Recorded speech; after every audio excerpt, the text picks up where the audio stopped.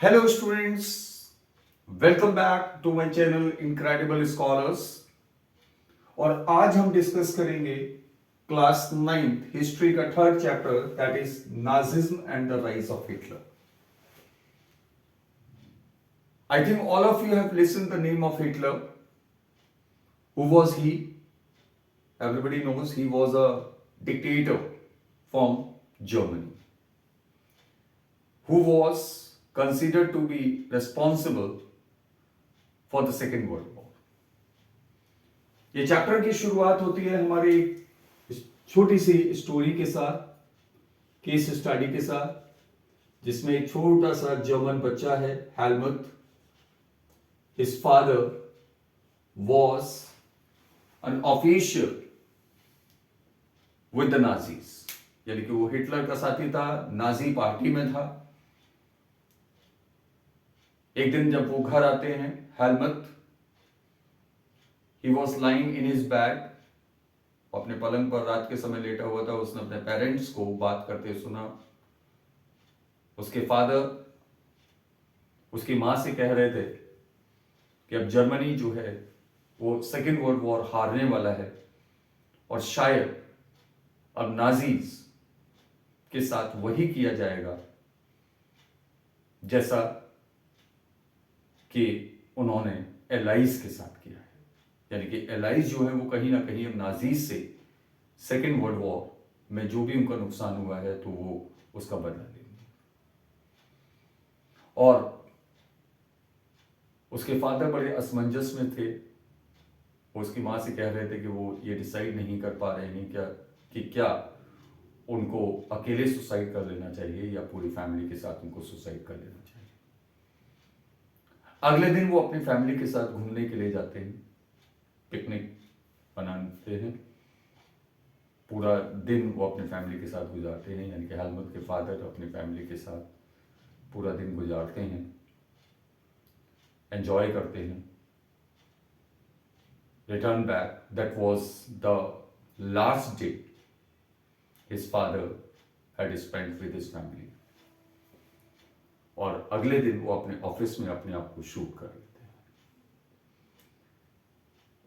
इन सभी बातों ने उस छोटे से बच्चे को इतना ज्यादा ट्रॉमेटाइज कर दिया था, यानी कि उसके मन में इतना ज्यादा डर पैदा कर दिया था कि अगले 9 साल तक, for next 9 years, he did not eat any meal in his home just because of the fear. उसको एक डर था कि कहीं उसकी मां उसको जहर ना दे दे। उसकी मेमोरी में अभी भी ये बात कहीं ना कहीं घूम रही थी, एक डर के साथ घूम रही थी कि क्यों उसके फादर की यूनिफॉर्म को उसके घर के फायर प्लेस में जला दिया गया। शायद वो इन सब बातों को नहीं समझ पा रहा था, लेकिन एज आई टोल्ड कि उसके फादर सेकेंड वर्ल्ड वॉर के समय नाजी पार्टी में थे, नाजीज के साथ थे। और जब ऐसा लगने लगा कि नाजीज या हम कहें जर्मनी इस वॉर को हारने वाला है, तो बहुत से नाजी ऑफिशियल्स ने इस डर से कि कहीं एलाइज ने उनको पकड़ लिया तो उनको टॉर्चर किया जाएगा, तो उन्होंने सुसाइड कर लिया। May 1945 Germany surrendered to the Allies.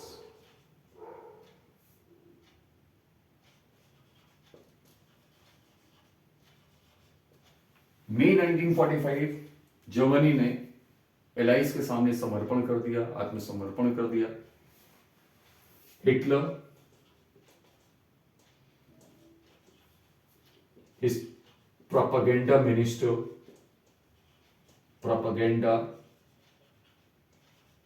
minister, Goebbels,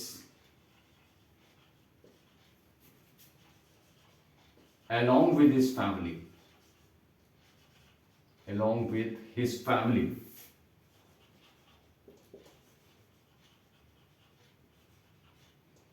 committed suicide, committed suicide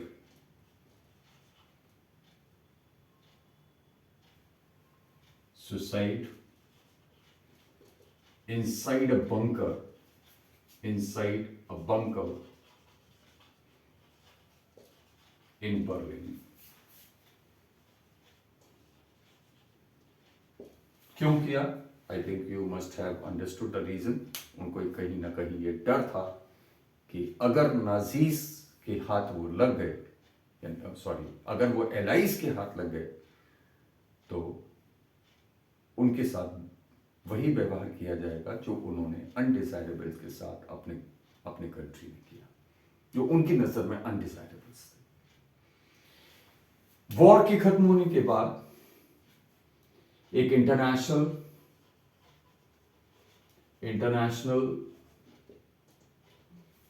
military tribunal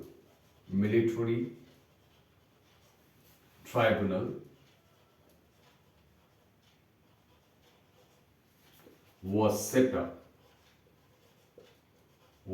up in Nuremberg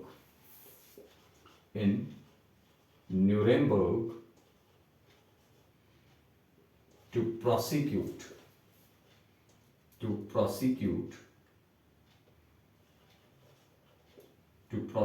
the Nazi leaders for their crimes against peace,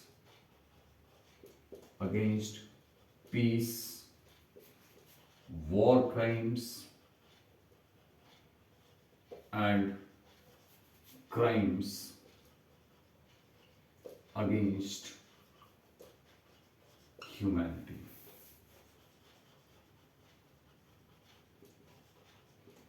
you know कि उनका जो क्राइम था वो पूरी मानवता के खिलाफ था.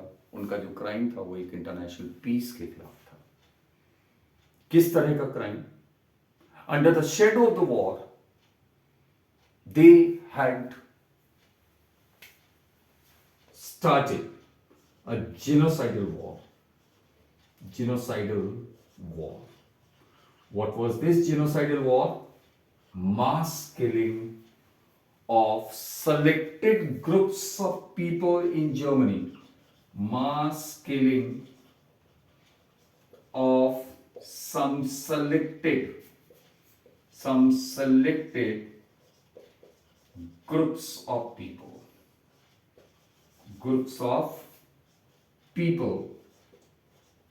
in Germany. And you won't believe इस जीनोसाइडल वॉर में करीब 6 million Jews, 60 lakh Jews, 2 lakh gypsies, 10 lakh यानी कि 1 million Polish and approximately 70,000 Germans.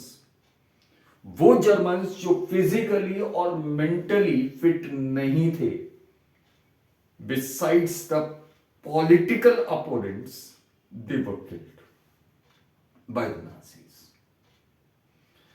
इस न्यूरेमबर्ग ट्राइब्यूनल ने, या हम कहें इंटरनेशनल मिलिट्री ट्राइब्यूनल ने, 11 नाजी लीडर्स को इस वॉर अगेंस्ट ह्यूमैनिटी का क्रिमिनल माना, उसके लिए दोषी माना और उनको सजाए मौत, यानी कि they were given the death sentence, and many more they were given the life term imprisonment.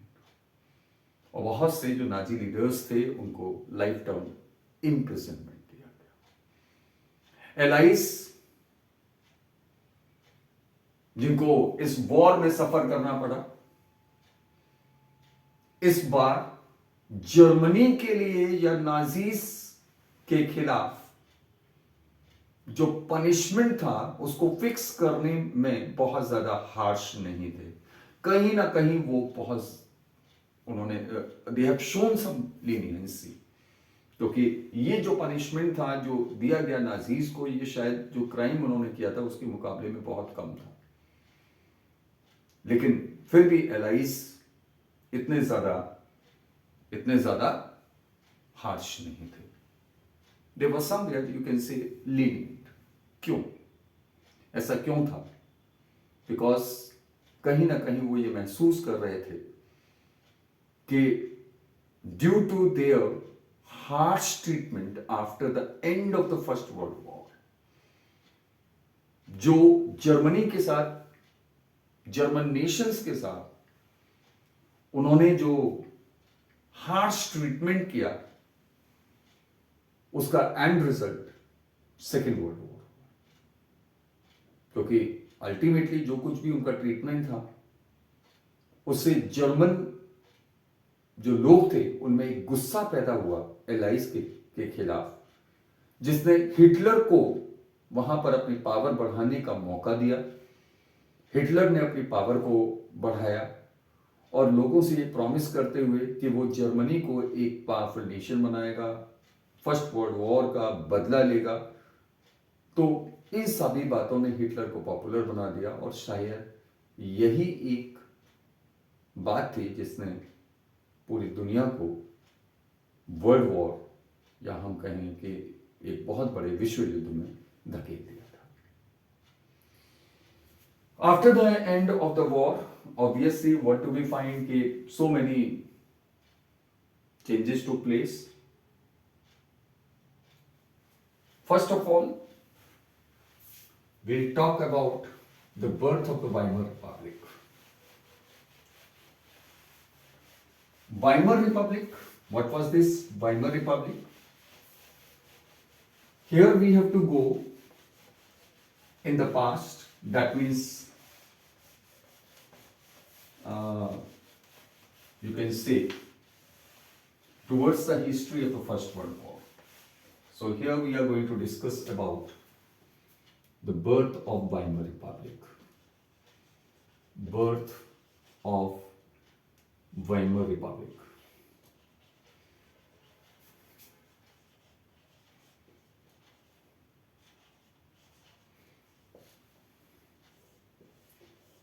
First World War. Here we are talking about the First World War at first.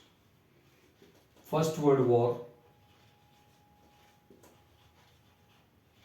it was began in August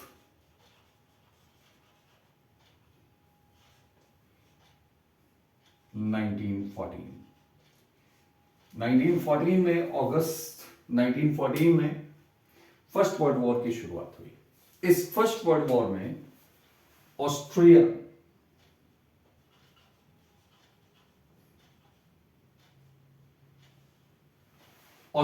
which was a powerful nation, it had entered into a clash, and Germany had fought from the side of Austria. Germany had fought. Actually, Austria, this was a powerful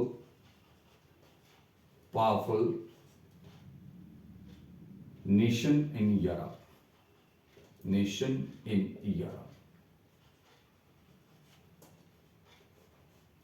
actually Austria के जो राजकुमार थे वो Serbia में घूमने के लिए गए, वहां एक ऑफिशियल विजिट पे गए, वहां उनको मर्डर कर दिया गया। And in order to take revenge of that, Austria had attacked over Serbia, और इसके बाद जो है वो जर्मनी ने भी ऑस्ट्रिया का साथ दिया। Germany had participated in the war from the side of Austria.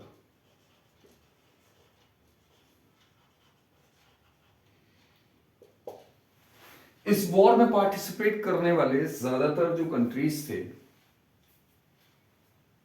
शुरुआत में उन्होंने ये सोचा कि ये वॉर जो है वो जल्दी खत्म हो जाएगा और उनके पास बहुत ज्यादा गेन होगा, यानी कि बहुत सारी टेरिटरी उनके कंट्रोल में होगी।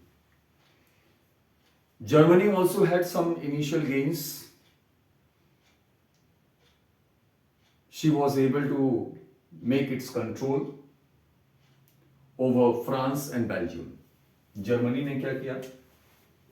Germany made its control, made her control over France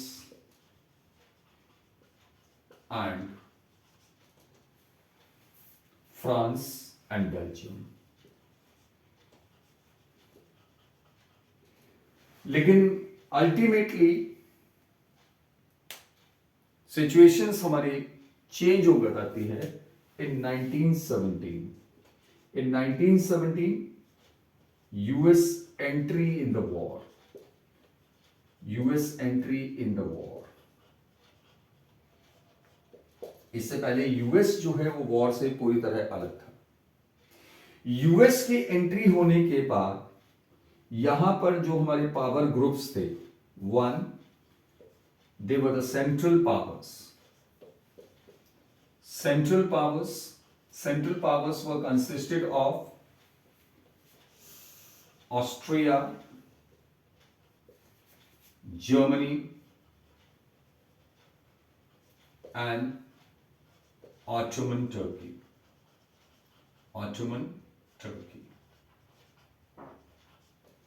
और दूसरी तरफ एलाइज पावर थी। Allied powers were mainly consisted of Britain, France, and Russia, and later joined by the US. तो इस तरीके से हमारे ये फर्स्ट वर्ल्ड वॉर की अगर हम बात करते हैं तो दो ग्रुप्स थे वहां पर। एक सेंट्रल पावर्स का ग्रुप था जिसमें ऑस्ट्रिया, जर्मनी और ऑटोमन टर्की था। दूसरी तरफ एलाइज थे जिसमें आपका ब्रिटेन, फ्रांस और रशिया था, जिसको बाद में यूएसए ने भी ज्वाइन कर लिया। तो ऑब्वियसली यूएसए की एंट्री से क्या हुआ कि जो हमारी एलाइज थे इनकी पावर्स बढ़ गई। And what was the end result? इसका एंड रिजल्ट क्या हुआ? defeat of central powers. With the US entry in the war, यहां पर सेंट्रल पावर्स की क्या हो गई? डिफीट हो गई, सेंट्रल पावर्स का हार हो गया। And this war came to an end in November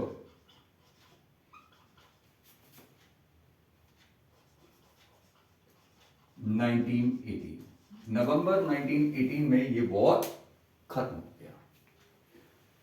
now after the end of the war, सबसे पहले हम फिर से एक बार डिस्कस कर लेते हैं, इसको रिवाइज कर लेते हैं। फर्स्ट वर्ल्ड वॉर की शुरुआत होती है अगस्त 1914 में। ऑस्ट्रिया एक पावरफुल नेशन था यूरोप के अंदर। यहाँ के राजकुमार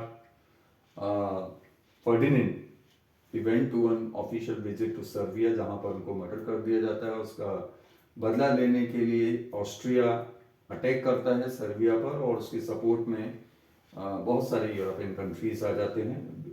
बेसिकली ब्रिटेन, फ्रांस और रशिया उसके सपोर्ट में आ जाते हैं। इधर से जर्मनी ने भी इस वॉर में पार्टिसिपेट करता है ऑस्ट्रिया की तरफ से। जर्मनी को कुछ इनिशियल गेन होता है क्योंकि इसने जो है वो शुरुआत में फ्रांस और बेल्जियम पर अपना कब्जा कर लिया।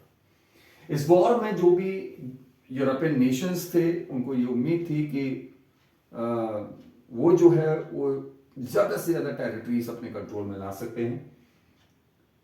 दो पावर ब्लॉक्स यहां पर आपको दिखाई देंगे। एक सेंट्रल पावर्स का था जिसमें ऑस्ट्रिया, जर्मनी और ऑटोमन टर्की शामिल था। एलाइज पावर्स दूसरी तरफ थे जिसमें आपका ब्रिटेन, फ्रांस और रशिया था, जिसको बाद में यूएसए ने ज्वाइन किया। यूएसए ने ज्वाइन किया है 1917 में। यूएसए की एंट्री के बाद हमारे जो एलाइज पावर्स थे वो बहुत ज्यादा पावरफुल हो गए, उनकी पावर्स बढ़ गई और ultimately central powers were defeated in the first world war, and with the defeat of central powers this war came to an end in November 1918.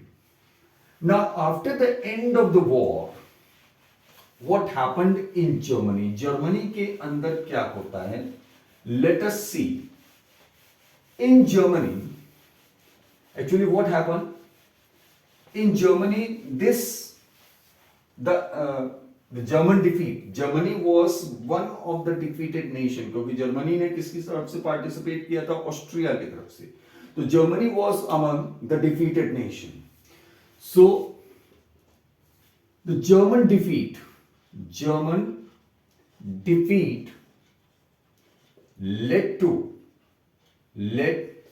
to abdication of monarchy.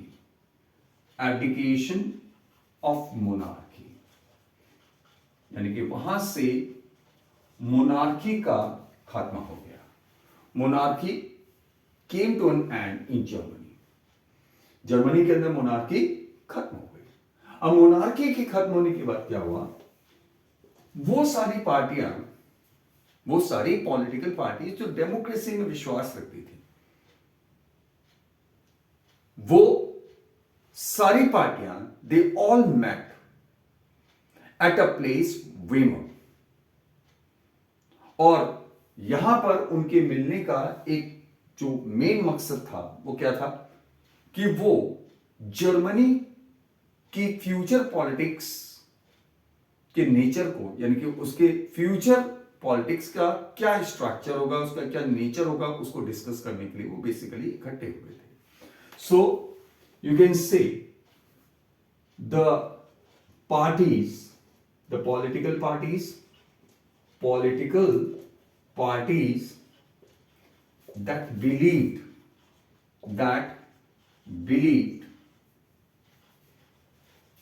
in democratic ideas or democratic ideals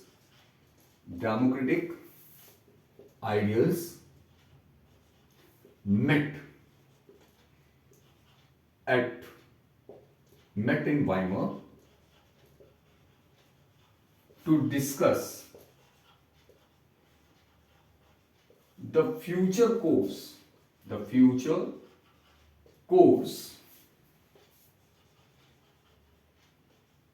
of the German politics.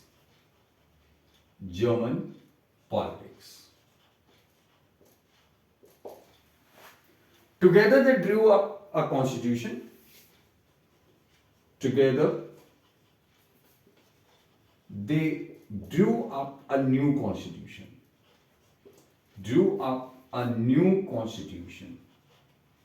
New constitution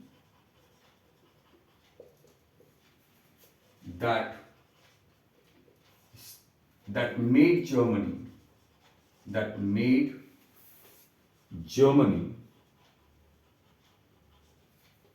a republic,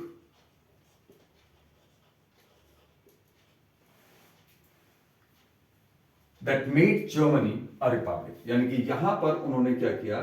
एक नए constitution को उन्होंने formulate किया और जिसके through Germany को एक Republic country में उन्होंने कन्वर्ट कर दिया। That means now they did not want, all these political parties they did not want the Germany was to be ruled by a monarch, यानी कि अब वो नहीं चाहते थे कि जर्मनी के अंदर कोई एक नॉमिनेटेड या हेरिडिटरी रूलर हो। अब वो चाहते थे कि जर्मनी के अंदर एक इलेक्टेड पार्लियामेंट हो, राइट, और जर्मनी जो है वो एक रिपब्लिक बन जाए। Now the elections were held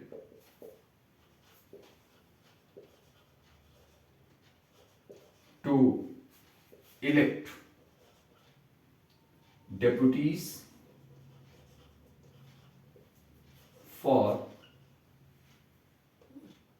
German Parliament, for the German Parliament, for the German Parliament, Reichstag.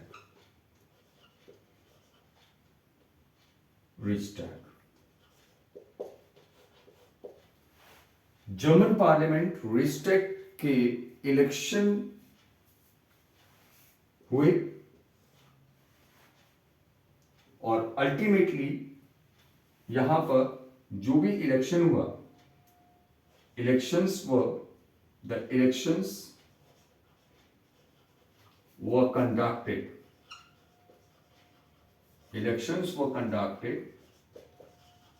on the basis of universal adult suffrage, यानी कि all men and women, that means all adults, they were given the right to vote. They had cast their vote in order to elect their representatives to the German Parliament, Reichstag. Elections के बाद हमारा, आप कह सकते हो, Weimar Republic, it came into existence. But this Weimar Republic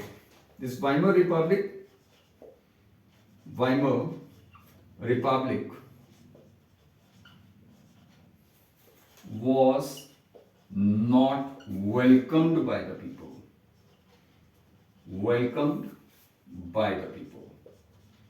ये जो Weimar Republic था, इसको जर्मनी के लोगों ने बिल्कुल भी वेलकम नहीं किया, इसको पसंद नहीं किया. What were the main reasons? इसके मेन रीजन क्या थे? तो अगर हम रीजंस की बात करते हैं तो first of all we must have to discuss about the treaty of Versailles. अब ये बहुत इंपॉर्टेंट है, द मोस्ट इंपॉर्टेंट पार्ट. और ऐसा कहा भी जाता है, there are many of the historians, बहुत सारे ऐसे हिस्टोरियंस भी हैं जो ये मानते हैं कि अगर सेकेंड वर्ल्ड वॉर की हम बात करें तो सेकेंड वर्ल्ड वॉर के जो बीज थे वो कहीं ना कहीं ट्रीटी ऑफ वर्साइलेस, यानी कि वर्साई की जो पैक्ट था, वर्साई का जो ट्रीटी थी, उसमें कहीं ना कहीं ये सारे seeds of the Second World War वो छिपे हुए थे. तो let us talk about the treaty of Versailles. Treaty of Versailles, Treaty of Versailles, it was signed in June 1919. This treaty is described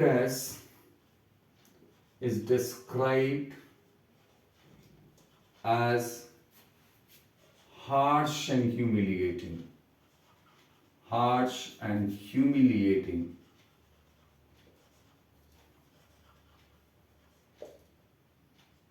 for Germany. इस treaty को ये माना गया कि ये हमारी जो ट्रीटी थी, this was very harsh and humiliating for the German nation. What were the main reasons? अगर हम इसकी कंडीशंस को देखते हैं, what were the main points, हमारे पास ये क्वेश्चन आ जाता है, main conditions. We can have this question, एक क्वेश्चन हमारा यहां से बन जाता है, the Treaty of Versailles was harsh and humiliating for Germany, justified. ठीक है, यानी कि ये ट्रीटी जो है वो जर्मन नेशंस के लिए या जर्मनी के लिए बहुत ज्यादा हार्श थी, ह्यूमिलिएटिंग थी. इस ट्रीटी के थ्रू जर्मन नेशन का मजाक बनाया गया था. ये उसके लिए बहुत ज्यादा कड़ी शर्तें लगाती थी. तो ऐसा कहा जाता है कि this treaty was responsible for the beginning of the Second World war. तो इसकी मेन कंडीशंस की अगर हम बात करें, what were the main conditions? First of all, Germany lost all its overseas territories. Overseas territories.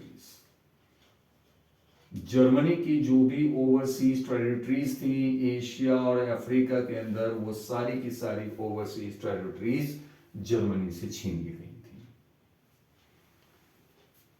Second condition, यानी कि उसके जितना भी जर्मन जो इंपीरियल जर्मनी था, उसकी जो भी टेरिटरीज थी, ओवरसीज टेरिटरीज एशिया के अंदर, अफ्रीका के अंदर जो भी टेरिटरीज थी, उन सबको जर्मनी से छीन लिया, एलाइज ने छीन लिया।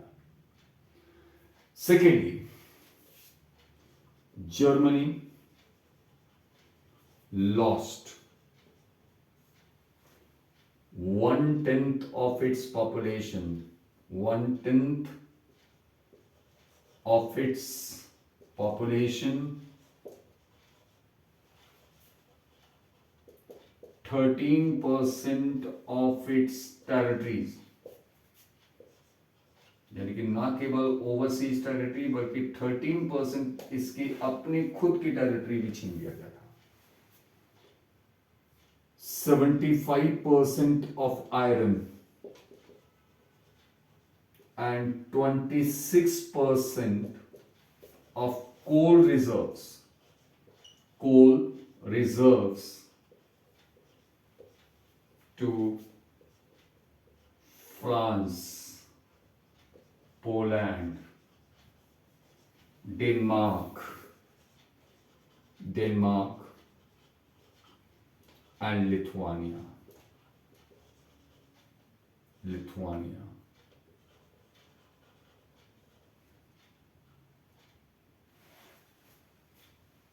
पहली कंडीशन हमने क्या देखा कि जर्मनी की सारी ओवरसीज टेरिटरी को छीन लिया गया।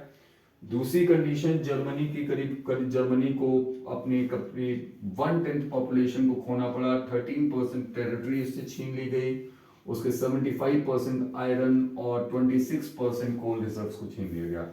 मेनली अगर आप देखो तो यहां पर एलाइज ऐसी कड़ी शर्तें जर्मनी के ऊपर लगा रहे थे जिससे कि जर्मनी जो है वो फ्यूचर में अपना इंडस्ट्रियल डेवलपमेंट ना कर पाए। I think all of you know that iron and coal, these were the two basic raw material for the industrial development of the German nation or of any nation at that time. Thirdly, Germany was demilitarized by the Allies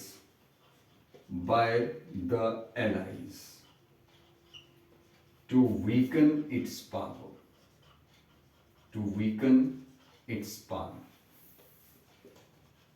Germany की power को कम करने के लिए future में वो फिर से अपना मिलिट्री स्ट्रेंथ को ना बढ़ा ले, अपनी आर्मी को वो फिर से स्ट्रांग ना बना ले, तो इसके लिए जर्मनी को डीमिलिटराइज किया गया।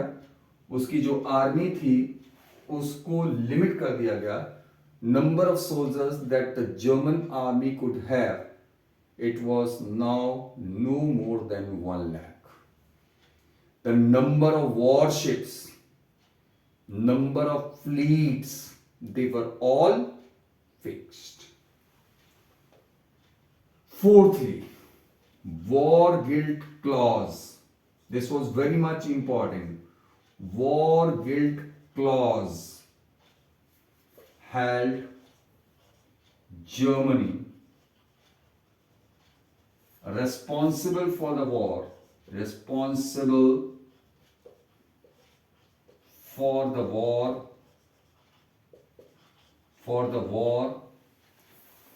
and all loss that the Allies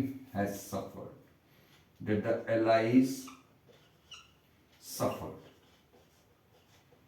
And so Germany was made to pay a compensation of 6 billion pounds. 6 billion pounds to alias. Alias को, जर्मनी को क्या करना था? जर्मनी को ये कहा गया कि भाई हमको जितना भी लॉस हुआ है, क्योंकि जर्मनी को ये माना गया कि Germany it was responsible for the war, और इसमें एलाइस को जो भी नुकसान हुआ है उसके लिए जर्मनी ही उत्तरदायी है. और इसके लिए जर्मनी को ये बोला गया कि भाई आप 6 बिलियन पाउंड्स का क्या करेंगे? हमको कंपनसेशन देंगे. इसके साथ साथ एक और जो कंडीशन थी इसमें क्या था?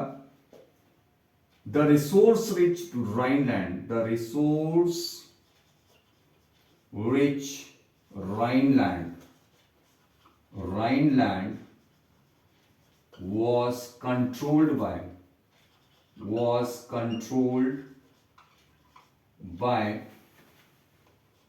The allies.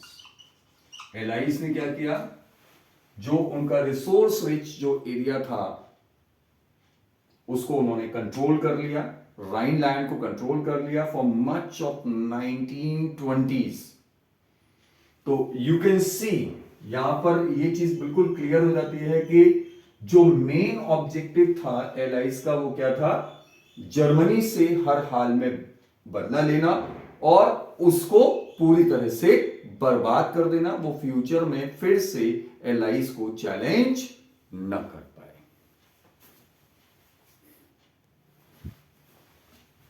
Now till now we have discussed about the treaty of वर्साइलेस.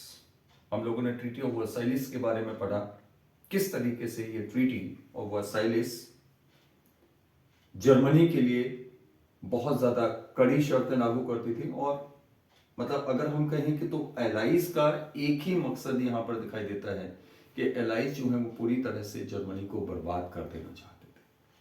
वो नहीं चाहते थे कि फ्यूचर में जर्मनी का किसी भी तरह का इंडस्ट्रियल राइज हो, क्योंकि कहीं ना कहीं जर्मनी जो है वो अपने इंडस्ट्रियल पावर से यूरोप के बाकी देशों को कहीं ना कहीं वो उनकी पावर को चैलेंज कर रहा था.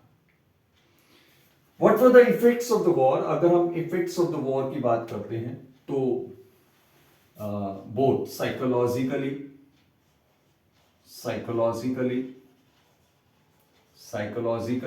And financially this war had a deep impact.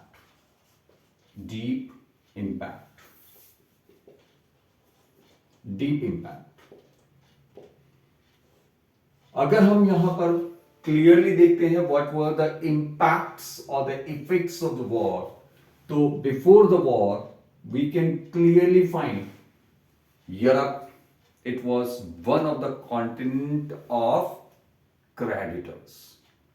Europe में अब ये स्थिति पूरी तरह से बदल चुकी थी. It was now transformed from a continent of creditors to a continent of debtors. Europe had transformed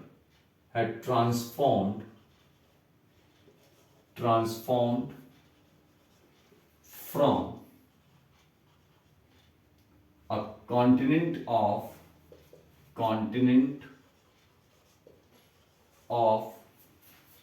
creditors to a continent of debtors. अब वाइमर रिपब्लिक के लिए यह बहुत अनफॉर्चुनेट था. वाइमर रिपब्लिक की अगर हम बात करें तो Weimar Republic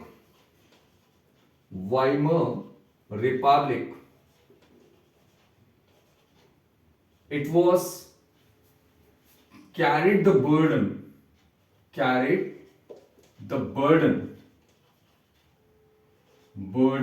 of war guilt and national humiliation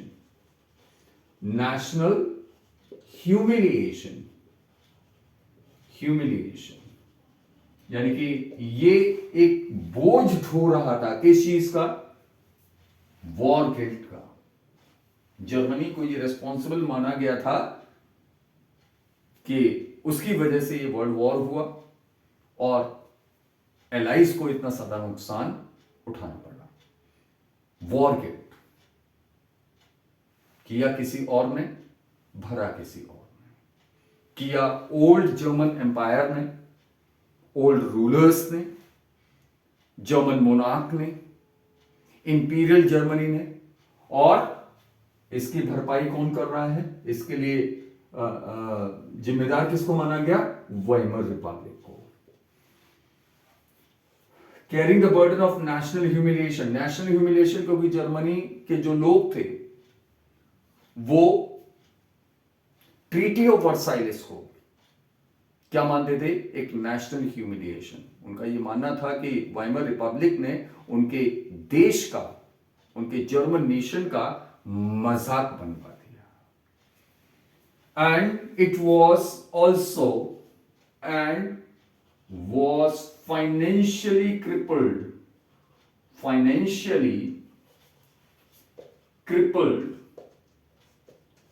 crippled by being forced to pay compensation to allies. Supporters, अगर आप यहां पर क्लियरली देखो तो क्या हो रहा है कि वाइमर रिपब्लिक, इसको जिम्मेदार माना गया किसके लिए, वॉर के लिए। इसको जिम्मेदार माना गया नेशनल ह्यूमिलिएशन के लिए। इसको जिम्मेदार और इसको फाइनेंशियली यानी कि आर्थिक रूप से भी इसको पूरी तरह से पंगु बना दिया, इसको बर्बाद कर दिया। किस चीज ने, कि इसको फोर्स किया गया कि ये वॉर कंपनसेशन जो है वो एलाइज को पे करेगा। जो इसके सपोर्टर्स थे, द सपोर्टर्स ऑफ रिपब्लिक के जो सपोर्टर्स थे, जिसमें आपके कौन थे, डेमोक्रेट्स, सोशलिस्ट एंड कैथोलिक्स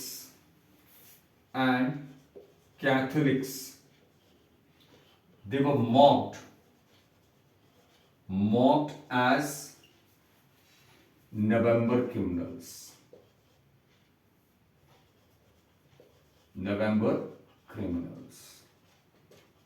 तो आप अंदाजा लगा सकते हैं कि स्थिति क्या थी जर्मनी के अंदर। वाइमर रिपब्लिक ये पूरी तरह से जिम्मेदार उसको माना गया किसके लिए, वॉर गिल्ट के लिए, यानी कि वॉर के लिए, नेशनल ह्यूमिलिएशन के लिए। और इसको फाइनेंशियली बर्बाद कर दिया किस चीज ने, जब एलाइज ने फोर्स किया किसे, वाइमर रिपब्लिक को, कि ये जो भी नुकसान एलाइज को हुआ है तो उस नुकसान की ये भरपाई करेगा, वॉर कंपनसेशन जो है ये पे करेगा एलाइज को। और इसी की वजह से इसके जो सपोर्टर थे रिपब्लिक के जो सपोर्टर्स थे, जिनमें आपके डेमोक्रेट्स थे, जिसमें आपके सोशलिस्ट थे, जिसमें आपके कैथोलिक्स थे, तो उन सबको कंजर्वेटिव्स जो थे वो उनका मजाक उड़ाने लगे। And they were called as November criminals. इसी कड़ी में अगर हम आगे बढ़ते हैं, सोशली और पॉलिटिकल अगर हम इंपैक्ट्स को देखते हैं, तो this war had also a deep impact on society and polity of the German nation. अगर हम सोसाइटी और पॉलिटिक्स को देखें जर्मन नेशन की, तो इसका भी हमारे वॉर का जर्मन सोसाइटी और उसकी जो पॉलिटिक्स थी उस पर बहुत गहरा इफेक्ट पड़ा। तो इफेक्ट ऑन जर्मन, या बल्कि हम जर्मन ना कहें बल्कि हम we can say the European society, effects on European society and polity. Society और पॉलिटिक्स की अगर हम बात करें तो again we do find that this war had a deep impact. First of all,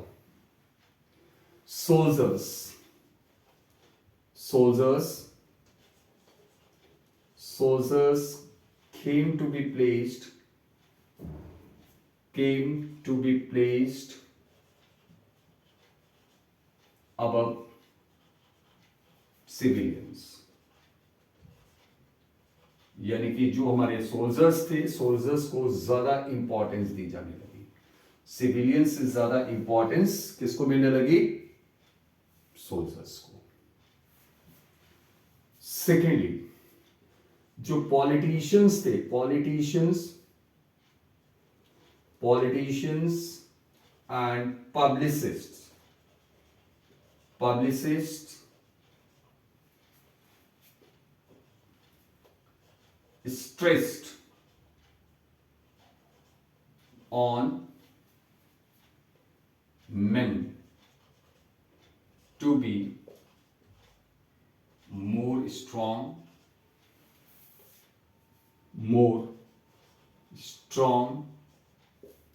aggressive and masculine। यानी कि अब वहां के जो पॉलिटिशियंस थे, वहां के जो पब्लिक स्फीयर के जो लोग थे, वो अब इस बात पर ज्यादा जोर देते थे कि मैन को क्या होना चाहिए? ज्यादा स्ट्रांग होना चाहिए, एग्रेसिव होना चाहिए, ठीक है, जो अपने कंट्री के उसके डोमिनेशन को एस्टैब्लिश कर पाए बाकी यूरोप के कंट्रीज के ऊपर। Thirdly, media glorified the trench life। यानी कि जो सोल्जर्स बंकर्स में रहते थे उनकी लाइफ को उन्होंने ग्लोरीफाई करना शुरू कर दिया, यानी कि उसकी तारीफ करना शुरू कर दिया। हालांकि हकीकत बिल्कुल डिफरेंट थी, क्योंकि ये जो ट्रेंचेस होते थे यहां पर सोल्जर्स को अक्सर, जो सोल्जर्स होते थे इनको पॉइजनस गैसों का सामना करना पड़ता था, और कभी कभी क्या होता था कि रेट्स भी उनके ऊपर फीड कर जाते थे, उनकी डेड बॉडीज को खा जाते थे। फोर्थली, यहां पर हमारा you can find clearly that aggressive war propaganda occupied the central place।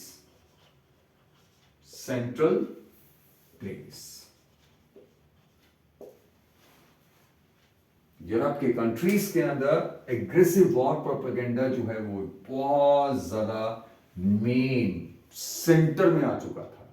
यानी कि सभी लोग जो हैं वो वॉर को ग्लोरीफाई करने को लगे, वॉर चाहते थे। और अंडर सच कंडीशंस, चाहे हम वहां पर फाइनेंशियली भी देखें, साइकोलॉजिकली देखें, फाइनेंशियली देखें, या हम सोसाइटी और पॉलिटिक्स के ऊपर भी अगर हम इस वॉर का इफेक्ट देखते हैं, तो इन सभी चीजों से एक ही चीज निकल कर आती है, इन सभी बातों से एक ही चीज निकल कर आती है कि under such a condition obviously democracy was completely a fragile idea. एक बहुत वीक, एक न्यू बॉर्न चाइल्ड की तरह से कमजोर आइडिया था, जिसको यूरोप के अंदर, स्पेशली अगर हम यहां पर बात कर रहे हैं जर्मनी के अंदर, तो जर्मनी के अंदर उसको किसी भी तरह की कोई पॉपुलैरिटी नहीं मिलने वाली थी। और अल्टीमेटली हम ये भी कह सकते हैं कि Weimar republic came to a failure.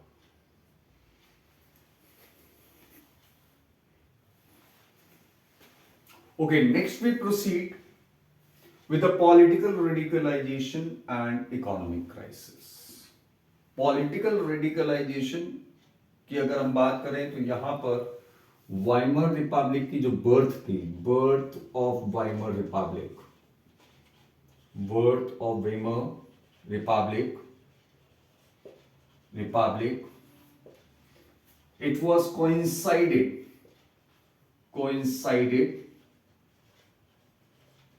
with a revolutionary uprising led by the Spartacist League.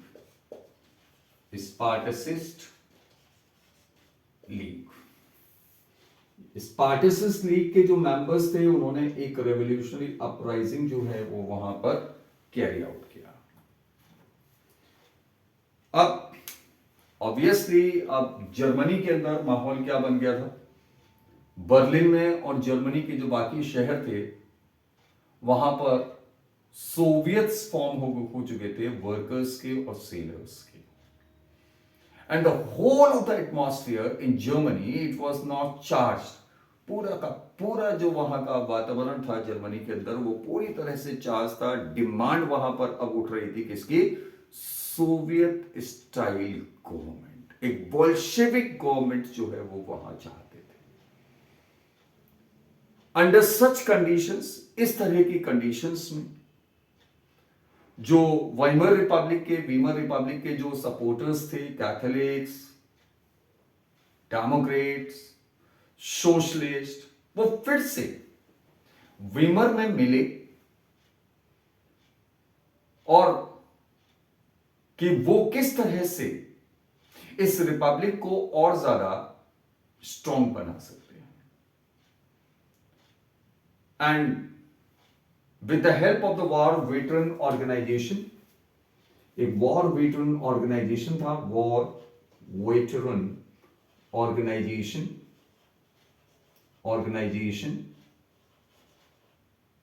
free corps,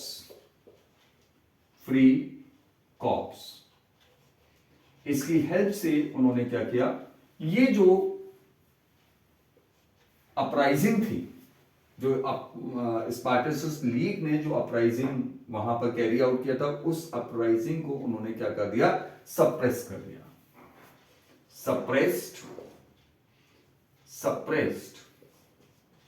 suppressed the uprising. इस अपराइजिंग के सप्रेस होने का एक डीप इंपैक्ट क्या हुआ? The members of Spartacist League, members of Spartacist League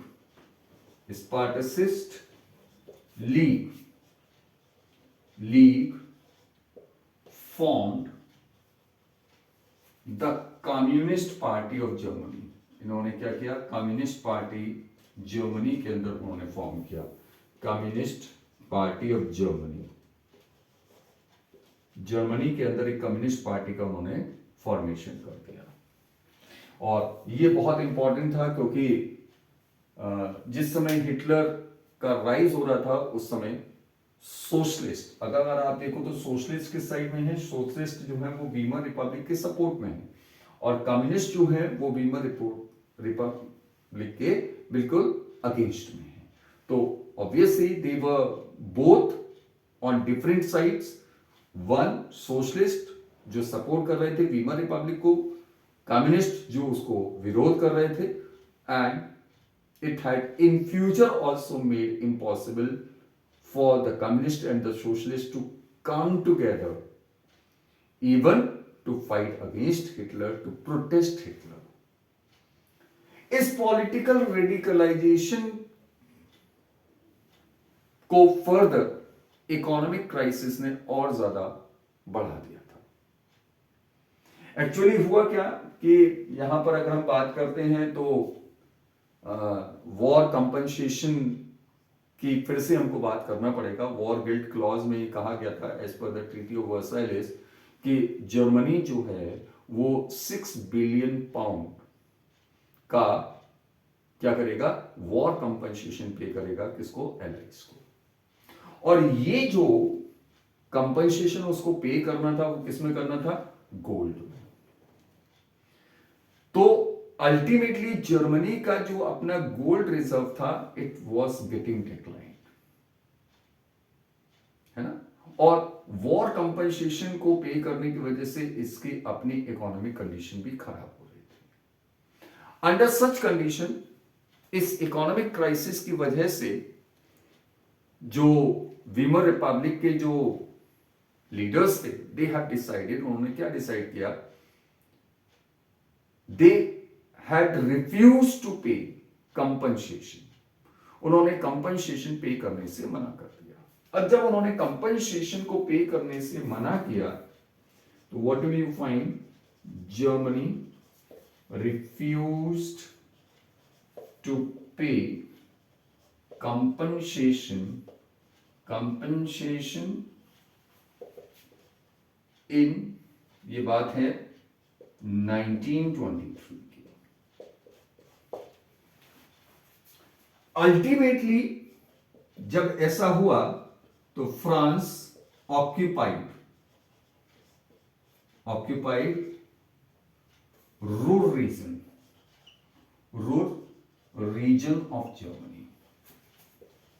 अब देखिए यहां पर सिचुएशन क्या हो गई है, जर्मनी को वॉर कंपनसेशन पे करना है और जर्मनी की अपनी आर्थिक स्थिति भी बहुत ज्यादा खराब हो चुकी थी, तो जर्मनी ने कंपनसेशन को पे करने से मना किया। जर्मनी ने जब कंपनसेशन पे करने से मना किया तो फ्रांस ने उसके रूर रीजन पे कब्जा कर लिया।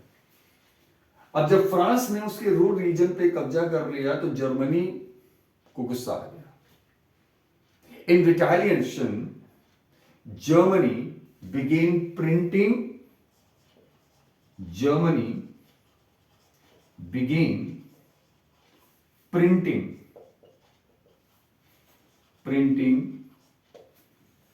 paper currency indiscriminately.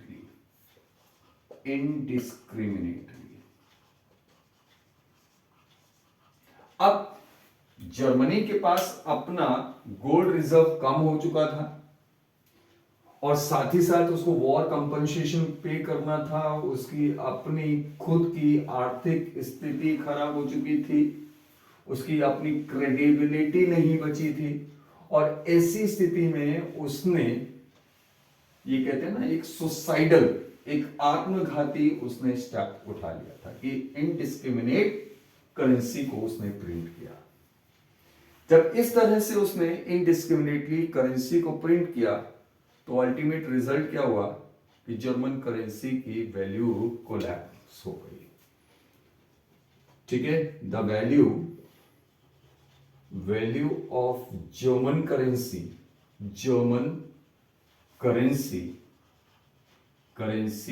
Collapsed. German currency की जो वैल्यू थी वो पूरी तरह से कोलैप्स हो गई। अब जब जर्मन करेंसी की वैल्यू को कोलैप्स हो गई, अगर आप देखो तो अप्रैल में हमारा जो $1 था that was equal to 24,000 mark, और जुलाई अगस्त तक आते आते $1 की कीमत ट्रिलियंस ऑफ जर्मन मार्क के बराबर हो गई। ऑब्वियसली जर्मन करेंसी की जब वैल्यू खत्म हो गई तो there was a condition that is what we call hyperinflation.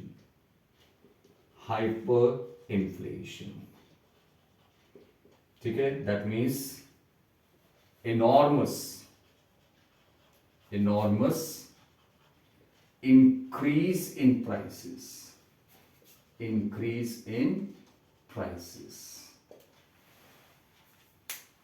Ultimately यहां पर क्या स्थिति बन गई, जर्मन करेंसी की वैल्यू पूरी तरह से कोलैप्स हो चुकी थी। आप वहां पर देख सकते थे कि अगर किसी को एक ब्रेड का पैकेट भी खरीदना है तो उसको एक पूरा गाड़ी भरकर करेंसी लेके जाना पड़ रहा था, बैग भरकर करेंसी लेकर जाना पड़ रहा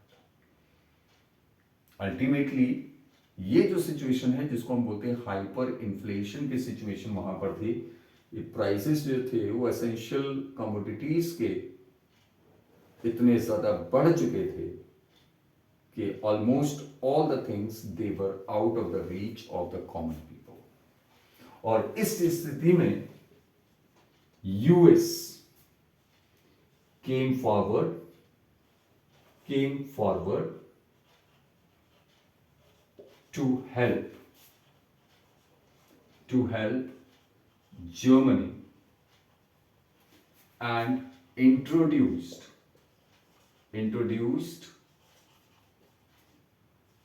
Davos plan to ease the conditions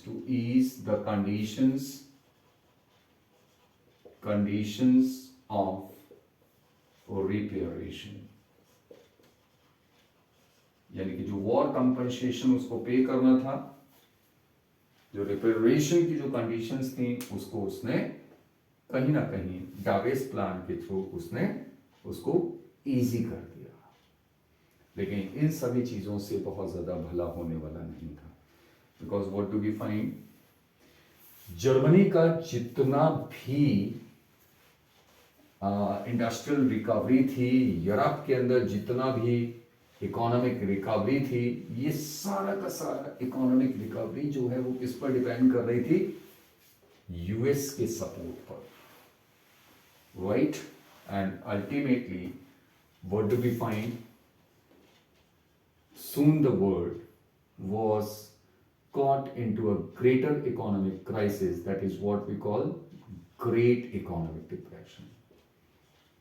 Great Economic Depression.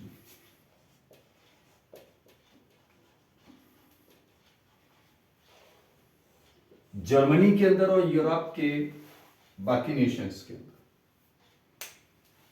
जो भी इकोनॉमिक रिकवरी थी वो सारे के सारे यूएस से जो शॉर्ट टर्म लोन्स उनको मिल रहे थे उस पर डिपेंड कर रहे थे।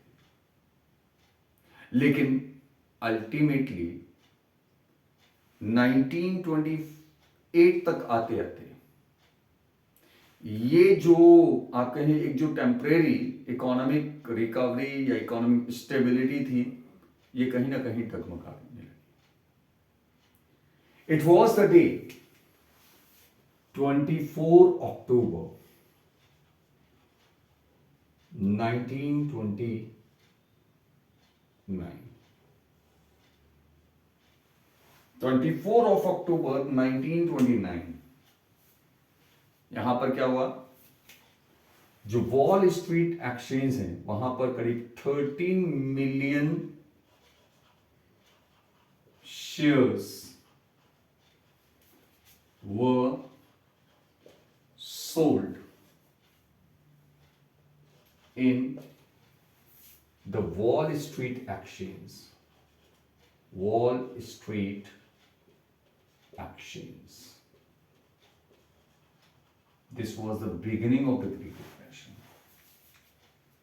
क्योंकि 1928-29 तक आते आते अगर आप देखो तो अमेरिका ने, जो अमेरिका के जो इन्वेस्टर्स थे जिन्होंने दूसरे कंट्रीज में, यूरोप के दूसरे कंट्रीज में इन्वेस्टमेंट कर रखा था, उन्होंने उस इन्वेस्टमेंट को धीरे धीरे विड्रॉ करना शुरू कर दिया। और ये चीज हमारे क्लियरली जो स्पेकुलेटर्स थे दे वर आल्सो वरीड, उनको लग रहा था कि शायद उनका पैसा भी डूब जाएगा, तो उन्होंने भी जो शेयर्स थे, जब शेयर्स के प्राइसेस को गिरने लगे तो उन्होंने जो है वो अपने शेयर्स को सेल ऑफ करना शुरू कर दिया। जर्मनी और यूरोप के बाकी देशों को जो यूएस एक फाइनेंशियली सपोर्ट कर रहा था, उनकी इकोनॉमिक रिकवरी हो रही थी, तो कहीं ना कहीं उन्होंने उस सपोर्ट को विड्रॉ कर लिया। अल्टीमेट इफेक्ट ऐसा नहीं था कि खुद यूएस पर इसका इंपैक्ट नहीं हुआ, ईच एंड एवरी कंट्री, बल्कि हम कहें कि the whole of the world got affected by this great economic depression.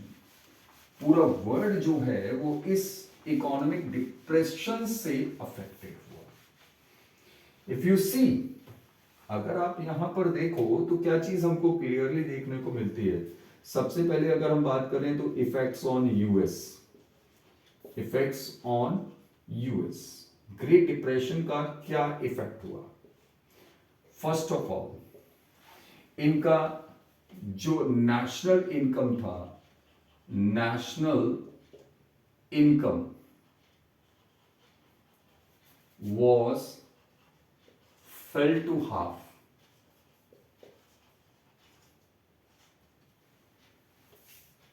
By 1932, 1932 तक आते आते जो इनकी जो नेशनल इनकम थी वो करीब करीब आधी रह गई थी। ठीक है, industries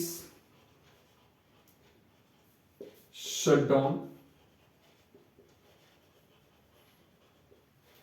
import fell, unemployment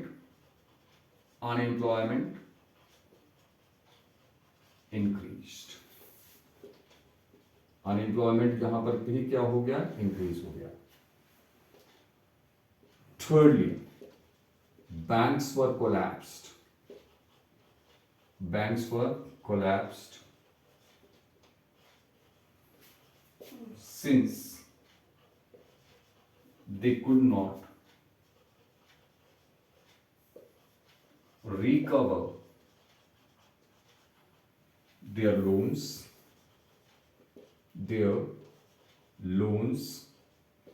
and pay their depositors। बहुत सारे करीब करीब 4000 के करीब बैंक्स जो हैं यूएस के अंदर बंद हो गए। क्यों बंद हो गए? उन्होंने जो भी लोन्स दिया था उस लोन को वो रिकवर नहीं कर पाए और ना ही वो अपने डिपॉजिटर्स को पे कर पाए। Fourthly, prices of agricultural products fell sharply। Agriculture जो प्रोडक्ट्स थे उनके प्राइसेस भी बहुत तेजी से नीचे गिर गए। अगर आप यहां पर देखो तो what do we find? First of all national income जो है वो यूएस की आधी रह गई थी। 1929 से लेकर 1932 का जो पीरियड था, इस पीरियड में उनकी नेशनल इनकम आधी रह गई थी। इंडस्ट्रीज बंद हो चुकी थी, इंपोर्ट उनका बहुत तेजी से कम हो गया था, अनएम्प्लॉयमेंट इंक्रीज हो गया था।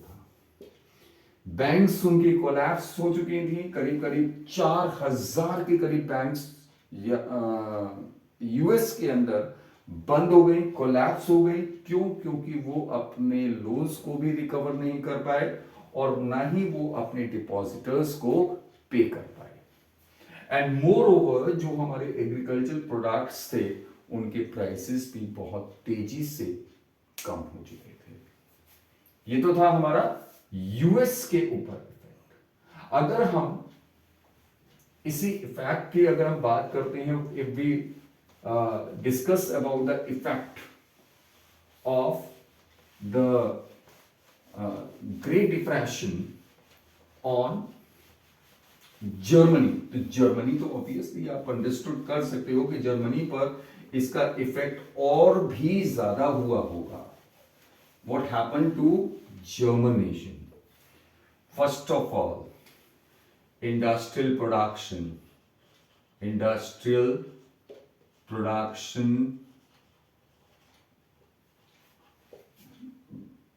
in 1932 fell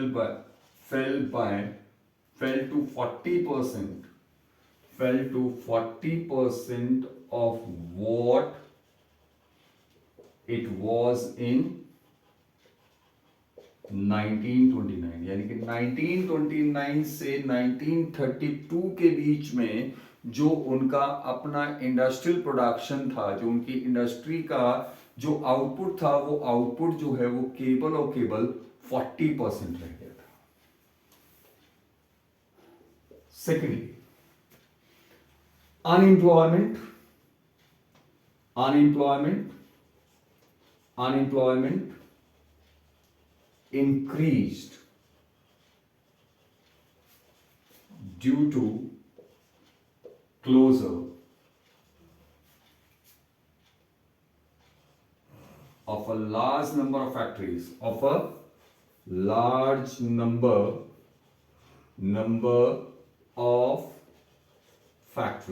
बहुत सारी वहां पर फैक्ट्रीज जो है वो बंद हो चुकी थी।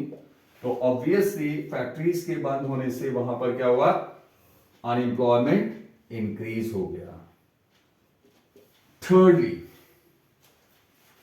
अब इस कंडीशन में अनएम्प्लॉयमेंट इंक्रीज हो चुका है।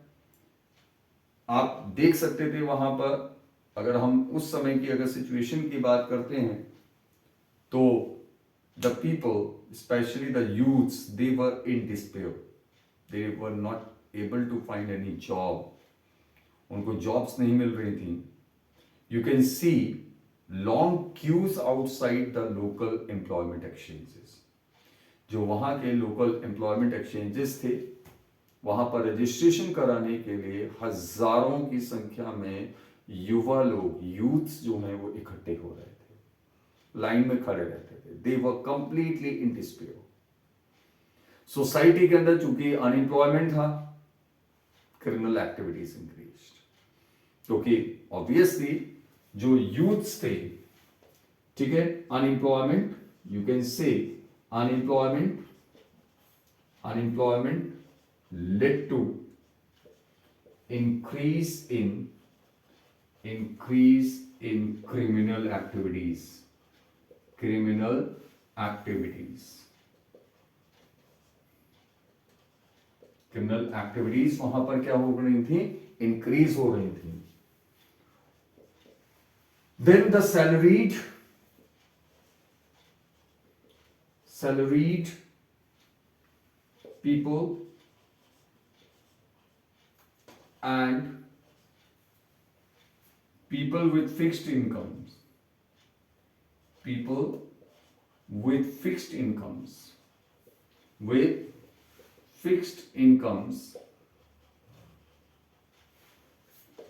found their savings diminished। उनकी जो अपनी सेविंग्स थी वो क्या हो रही थी, कम हो रही थी। सेविंग्स उनकी पूरी तरह से कम हो चुकी थी। ऑब्वियसली जो हमारे मिडिल क्लास के जो लोग थे, जो छोटे छोटे बिजनेसमैन थे, स्मॉल प्रोड्यूसर्स थे, यू कैन से small producers and businessmen were living in a fear to be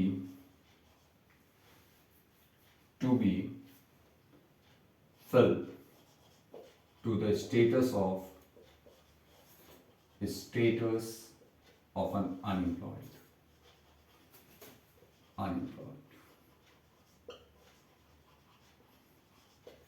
यानी कि उनमें कहीं ना कहीं एक डर था कि वो कहीं ना कहीं एक अनएम्प्लॉयड वाली स्थिति में ना पहुंच जाए। उनको ये डर था कि वो शायद अनएम्प्लॉयड के स्टेटस तक पहुंच जाएंगे। सो अगर आप देखो तो यहाँ पर we are talking about Germany, not the US, we are talking about Germany. So here what do we find, industrial production जो है वो हमारा 1932 में 40% तक हमारा कम हो चुका था 1929, और अनएम्प्लॉयमेंट हमारा इंक्रीज हो गया था due to closure of a large number of factories. Obviously unemployment हमारा इंक्रीज हो चुका था, क्रिमिनल एक्टिविटीज चूंकि वहां पर अनएम्प्लॉयमेंट हमारा चूंकि कम, बहुत ज्यादा बढ़ गया था, तो इसकी वजह से हमारे वहां पर क्रिमिनल एक्टिविटीज भी बहुत ज्यादा बढ़ चुकी थी। सैलरीड पीपल और जो लोग थे जिनकी फिक्स्ड इनकम्स थी, राइट, उन्होंने भी इस बात को महसूस किया कि उनकी जो सेविंग्स हैं वो कम हो चुकी हैं।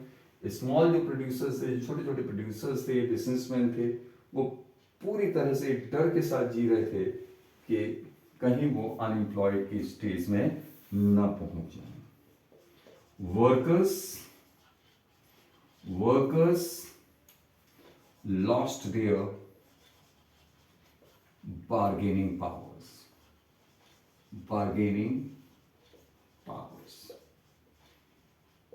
They were ready to work whatever the work they were getting. कुछ केसेस में जो ऑर्गेनाइज वर्कर्स थे, ऑर्गेनाइज वर्कर यूनियंस थे, वो कुछ हद तक अपने आप को सरवाइव कर पा रहे थे, लेकिन उनकी भी कोई भी बार्गेनिंग पावर, यानी कि वो वेजेस के लिए बार्गेन नहीं कर पा रहे थे, क्योंकि ऑब्वियसली जब वर्क अवेलेबल नहीं था तो whatever the wages they were getting, they were ready to work at those wages only.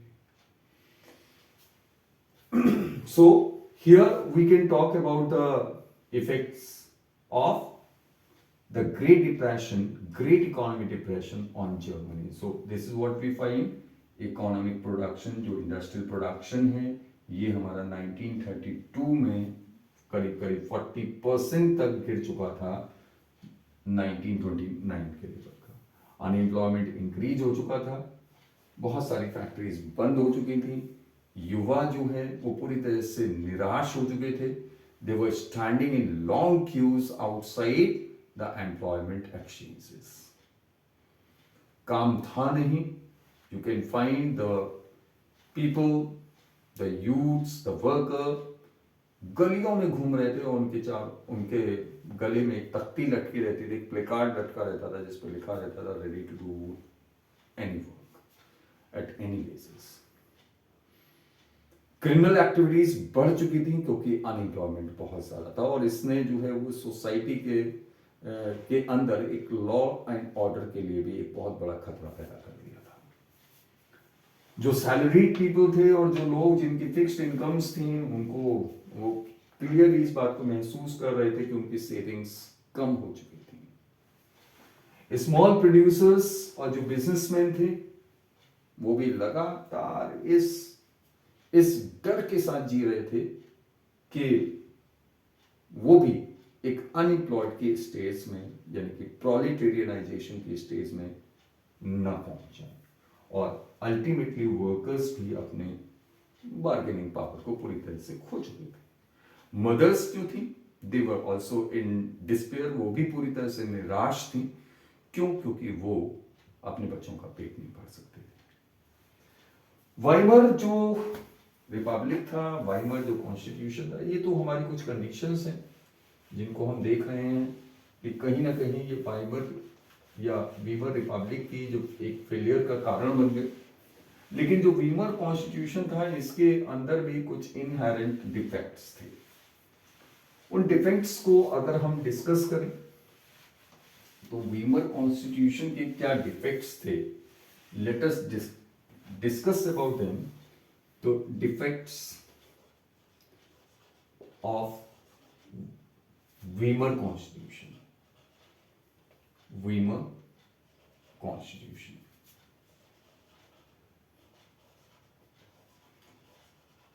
Constitution के अगर हम डिफेक्ट्स की बात करें, first of all it made the provision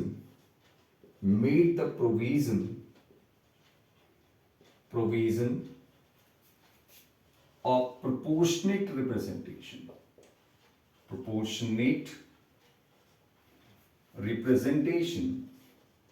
representation that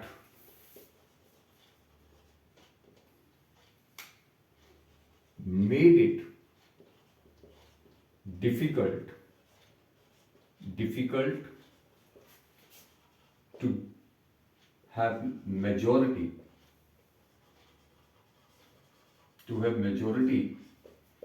seats in Reichstag,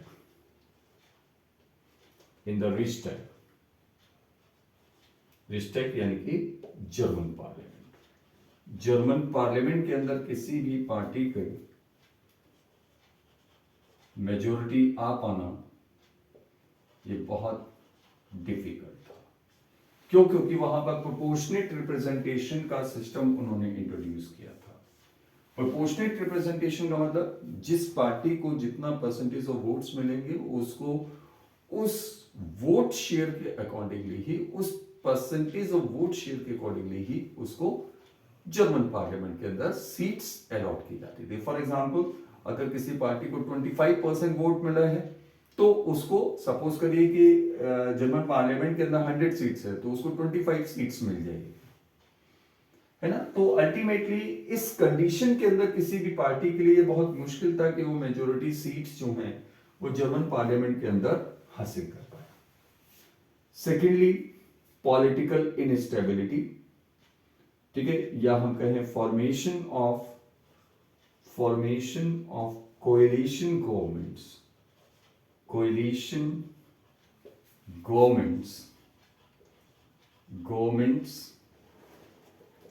led to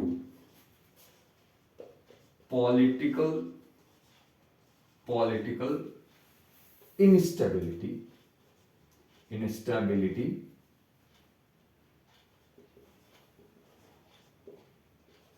that further aggravated the situation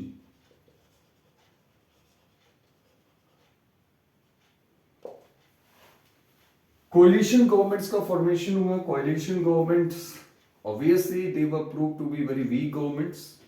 They were failed to take any firm decisions to help the people or to pull the country out of the condition of economic crisis and all. तो वो कोई भी strong decisions नहीं ले पाए और ultimately इससे situation और ज्यादा खराब होती चली गई। With in a short period of, अगर आप देखो कि फर्स्ट वर्ल्ड वॉर से लेकर, यानी फर्स्ट वर्ल्ड वॉर हमारा खत्म हुआ 1918 में, और 1918 से लेकर अगर आप 1933 के तक के पीरियड को अगर आप देखते हैं, 1933 actually Hitler came to power. तो अगर इस 10-15 साल के पीरियड को अगर आप देखते हैं तो वी कैन क्लियरली फाउंड कि हमारी जो भी गवर्नमेंट्स फॉर्म हुई वो कोएलिशन गवर्नमेंट्स थी, और इस बीच में करीब 20 गवर्नमेंट्स का फॉर्मेशन हुआ, और ऑन एन एवरेज हर एक गवर्नमेंट का जो टर्म था वो करीब करीब 239 डेज रहा। देन थर्ड इंपॉर्टेंट जो इसका डिफेक्ट था, अगर हम यहाँ पर डिफेक्ट्स की ही बात कर रहे हैं, तो अगर हम थर्ड इसका इंपॉर्टेंट डिफेक्ट्स देखते हैं तो that was article 48। Article 48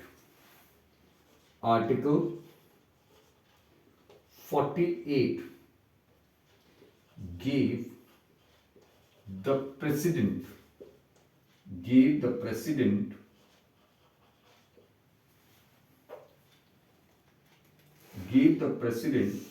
the power to dismiss the government and dismiss the government and rule by decree।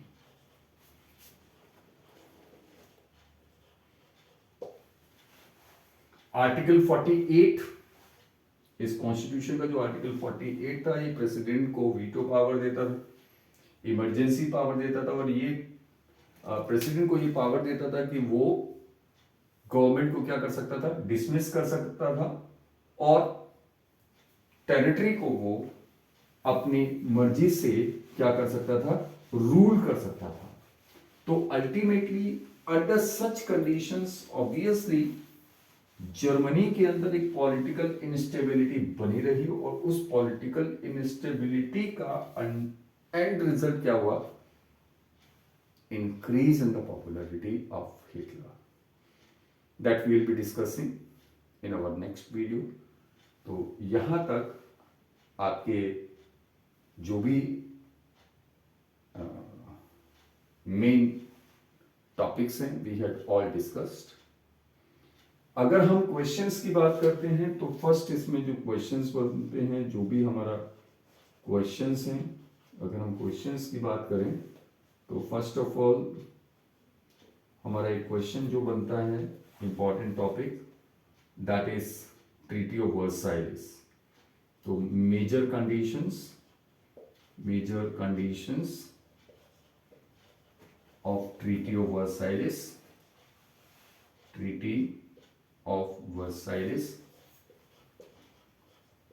वर्साइलिस की हमारे मेन जो हमारे पॉइंट्स हैं वो आप याद रखेंगे। दूसरा effects of first world war, effects of first world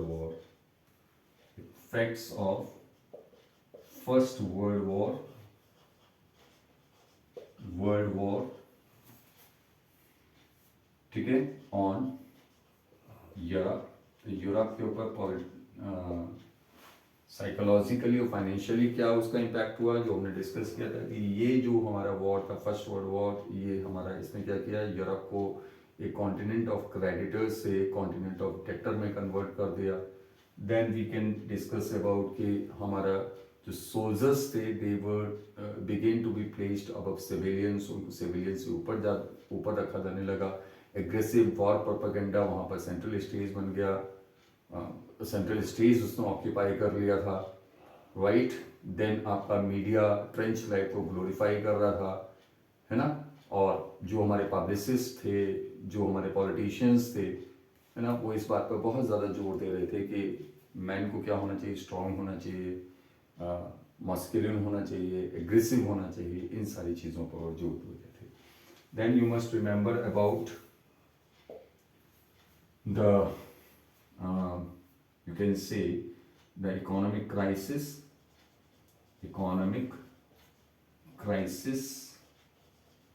in Germany में हमारे इकोनॉमिक क्राइसिस की शुरुआत कैसे हुई, हाइपर इन्फ्लेशन की शुरुआत कैसे हुई, हाइपर इन्फ्लेशन क्या था, ये वो कंडीशन थी जहां पर हमारा जो प्राइसेस थे एसेंशियल कमोडिटीज के वो बहुत ज़्यादा बढ़ चुके थे। Then you must remember about the effects of impacts of Great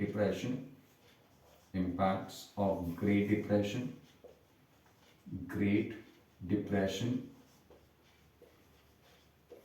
on US and Germany, on the USA and Germany और USA पर उसका क्या impact हुआ।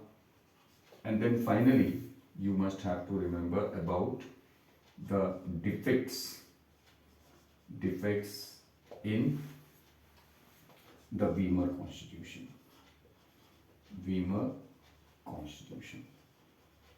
वीमर कॉन्स्टिट्यूशन के क्या डिफेक्ट्स थे, ये आपका एक क्वेश्चन बन जाता है। और एक और question, reasons for failure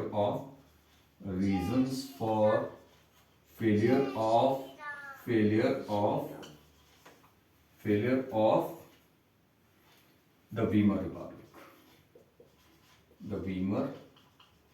Republic।